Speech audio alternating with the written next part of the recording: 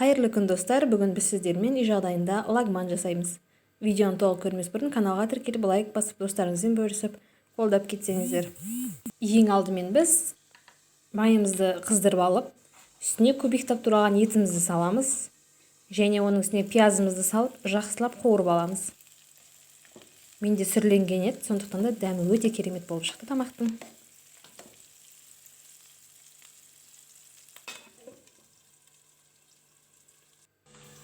Пиязымыз әбден қуырылғаннан кейін картошканы майда көбіктеп турап саламыз.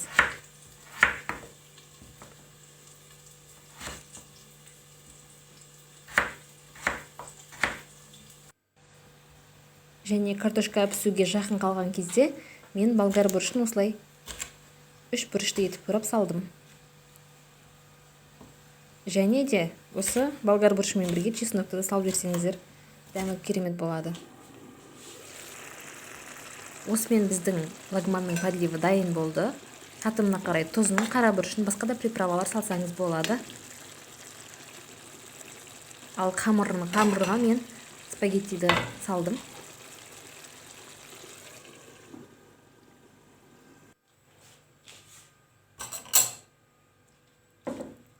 Дәмі өте керемет болып шығады.